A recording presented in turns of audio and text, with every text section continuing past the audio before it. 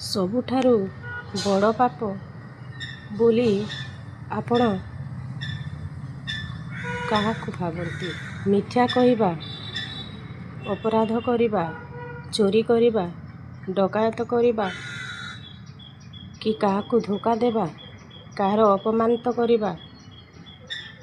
ସବୁଠାରୁ ବଡ଼ ପାପ ହେଉଛି ଆମେ ଯଦି ଗୋଟିଏ ଦୁର୍ବଳ ଉପରେ ବାରମ୍ବାର ଅତ୍ୟାଚାର କରି ଚାଲିଥିବା ଆଉ ସେ ଆମର ଅତ୍ୟାଚାରକୁ ସହି ଚାଲିଥିବ।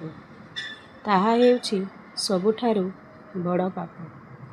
ଯେତେବେଳେ କମାର ତା ଲୁହାକୁ ତରଳାଇଥାଏ, ସେହି ସମୟରେ ସେ ପଶୁ ଚମଡ଼ାରେ ତିଆରି ସେହି ପମ୍ପ ସଦୃଶ ତାହାକୁ ମାରିଥାଏ, ସେତେବେଳେ ହିଁ ସେଠାରୁ ପବନ ବାହାରି ଏହି ଶକ୍ତ ଲୁହାକୁ ତରଳାଇ ଦେଇଥାଏ ଆଉ ତା ଦମ୍ଭ ଭାଙ୍ଗିଥାଏ।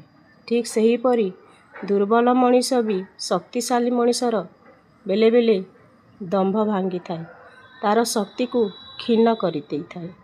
ଠିକ୍ ସେହିଭଳି ଦୁର୍ବଳ ମଣିଷ ବି ଗୋଟିଏ ସବଳ ମଣିଷର ଶକ୍ତିକୁ କ୍ଷୀଣ କରିବାରେ ସେ କୌଣସି ନା କୌଣସି କ୍ଷେତ୍ରରେ ସାମର୍ଥ୍ୟ ହୋଇଥାଏ। ତେଣୁକରି ଆମେ କୌଣସି ଦୁର୍ବଳ ଲୋକଙ୍କୁ ଆମେ ତାକୁ ଦୁର୍ବଳ ଭାବି ଅତ୍ୟାଚାର କରିବା ନାହିଁ। ଆମେ ତାକୁ ସମଭାବରେ ସମ୍ମାନ ଦେବା ଆଉ ସମାନ ଦୃଷ୍ଟିରେ ଦେଖିବା। ଯଦି ମୋ ଭିଡ଼ିଓଟି ଆପଣମାନଙ୍କୁ ଭଲ ଲାଗୁଥାଏ ତାହେଲେ ୟୁଟ୍ୟୁବ୍ ଚ୍ୟାନେଲରେ ଗୋଟିଏ ଲାଇକ୍, କମେଣ୍ଟ ଏବଂ ଗୋଟିଏ ସବସ୍କ୍ରାଇବ୍ ନିଶ୍ଚୟ କରିଦେବେ। ଆଉ ଫେସବୁକ୍ ପେଜରେ ଯଦି ଦେଖୁଥାନ୍ତି ତାହେଲେ ନିହାତି ଗୋଟେ କମେଣ୍ଟ ଏବଂ ଫଲୋଟି ନିଶ୍ଚୟ କରିଦେବେ।